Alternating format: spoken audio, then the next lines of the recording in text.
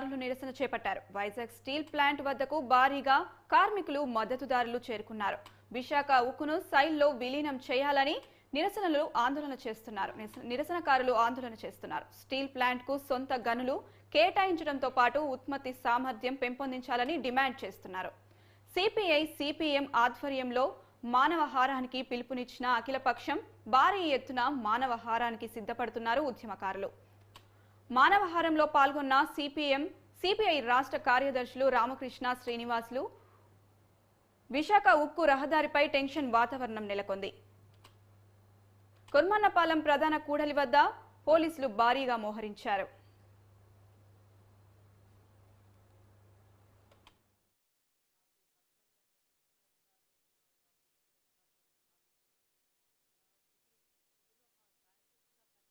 మన Visakha trade union నాయకులందరినీ కూడా మనస్ఫూర్తిగా అభినందిస్తూ ఉన్నాను. మరి ఈరోజు చాలా తెలివిగా పెట్టారేమో, ఏదో 1333 నంబర్ కూడా ఏదో లక్కీ నంబర్ ఉన్నట్టుంది. అందుకోసం ఈరోజు పోరాటం పెట్టారు. మరి ఏది ఏమైనా సరే ఒక సుదీర్ఘ పోరాటం మన ఆంధ్ర రాష్ట్ర చరిత్రలో గర్వంగా చెప్పుకోగలం. తరతరాలు కూడా చెప్పుకుంటుంది. ఇంత సుదీర్ఘమైన పోరాటం ఏ ఇష్యూ పైన కూడా జరగలేదు. అది ఒకే ఒక్క పోరాటం, విశాఖ స్టీల్ ప్లాంట్ పోరాటం. ఎందుకంటే కార్మికులు కానీ ఉద్యోగస్తులు కానీ ఎన్నో సమ్మెలు పోరాటాలు చేశారు. ఆ సమ్మెలు పోరాటాల్లో తమకు జీతాలు పెంచాలనో లేదా బోనస్ ఇవ్వాలనో ఇతరేతర సమస్యలపైన గతంలో చూశాము. కానీ ఒక ఫ్యాక్టరీని రక్షించుకోవడానికి ఇంత సుదీర్ఘమైన పోరాటంలో పాల్గొన్న మిమ్మల్ని అందరినీ కూడా ఒక మన ఆంధ్ర రాష్ట్రంలో ఉన్న వాళ్ళే కాదు, భారతదేశ వ్యాప్తంగా ఉన్న కార్మికులందరూ కూడా మిమ్మల్ని అభినందించాలని కోరుతా ఉన్నాం. కేంద్రంలో మోడీ ప్రభుత్వానికి మద్దతు ఇచ్చి నిలబెడుతున్నటువంటి పార్టీలు రాష్ట్రంలో ఈరోజు అధికారంలో ఉన్నాయి. అది మన బలమా బలహీనత మన ముఖ్యమంత్రి గారు చెప్పాలి.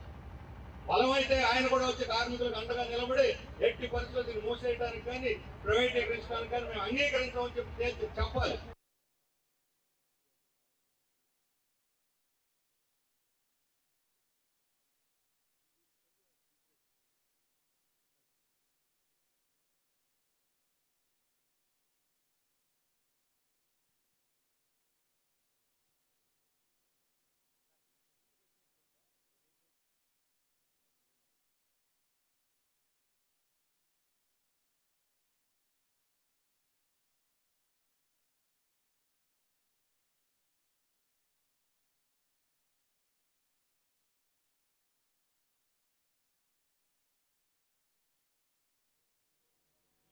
విశాఖ ఉక్కు ప్రైవేటీకరణ చేయొద్దని ఉద్యమకారులు నిరసన చేపట్టారు. వైజాగ్ స్టీల్ ప్లాంట్ వద్దకు భారీగా కార్మికులు మద్దతుదారులు చేరుకున్నారు. ఇదే అంశంపై మరింత సమాచారం అందించడానికి మా ప్రతినిధి చంద్రశేఖర్ రెడీగా ఉన్నారు. చంద్రశేఖర్, చెప్పండి.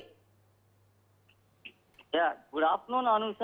విశాఖ ఉక్కు వద్ద గత మూడున్నరేళ్లుగా కూడా పోరాటం అయితే కొనసాగుతూ ఉంది. విశాఖ ఉక్కుకు సంబంధించి ఏదైతే ప్రైవేటీకరణ ఉందో ప్రైవేటీకరణ దిశగా వెళ్తున్న నేపథ్యంలో ఇటు కార్మికులు కానీ విశాఖ ఉక్కుకు సంబంధించినటువంటి ఉద్యోగస్తులు కార్మిక సంఘాల నేతలు గత 2.5 ఏళ్లుగా కూడా అక్కడైతే ఉద్యమాలు చేస్తున్న పరిస్థితి కనిపిస్తుంది. ఈ నేపథ్యంలో గత కొద్ది రోజులుగా కూడా విశాఖ ఉక్కుకు సంబంధించి ఏదైతే ప్రైవేటీకరణ ఉందో దీనిపైన ఉధృత మరింత పెరిగిందని చెప్పుకోవచ్చు. ఈ నేపథ్యంలో విశాఖ ఉక్కు కానీ లేదా ఇటు కోరమనపాలెంకి సంబంధించినటువంటి ప్రధాన కూడల వద్ద కూడా పోలీసులంతా కూడా భారీగా మోహరించిన పరిస్థితులు కనిపిస్తున్నాయి. ఈ రోజు ఉదయం నుంచి కూడా విశాఖ ఉక్కుకు సంబంధించినటువంటి ఏదైతే ఇష్యూ ఉందో ఈ ఇష్యూకి సంబంధించి ఇటు సిపిఐ కానీ అటు సిపిఎం కు సంబంధించినటువంటి కీలక నేతలంతా కూడా ఈ రోజైతే విశాఖ ఉక్కు వద్దకు చేరుకోవడం జరిగింది. అలాగే కోరమనపాలెంలో జరుగుతున్నటువంటి ఏదైతే విశాఖ ఉక్కు పోరాట కమిటీకి సంబంధించినటువంటి దీక్ష ఉందో ఈ దీక్షలో వారందరికీ కూడా మద్దతు తెలిపిన పరిస్థితి కనిపిస్తుంది. ఈ నేపథ్యంలో మానవహారం నిర్వహించేందుకు వేలాది మందిగా కూడా కార్మికులు అక్కడ రావడమే జరిగింది. ఇటు కార్మికులు కానీ కార్మికులకు సంబంధించినటువంటి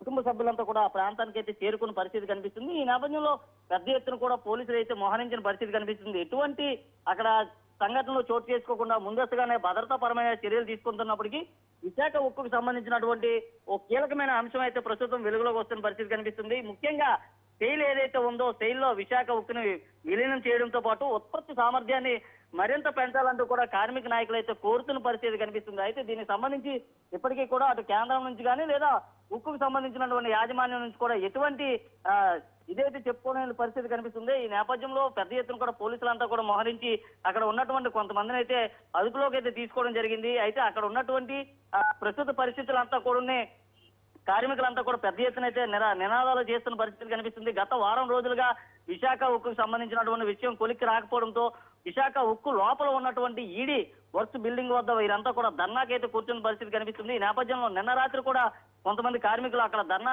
చేస్తున్న నేపథ్యంలో ఓ మహిళకు తీవ్ర అస్వస్థత ఆసుపత్రికి చేర్చిన పరిస్థితి కనిపిస్తుంది. Anusha. Okay, right Chandrashekar, thank you.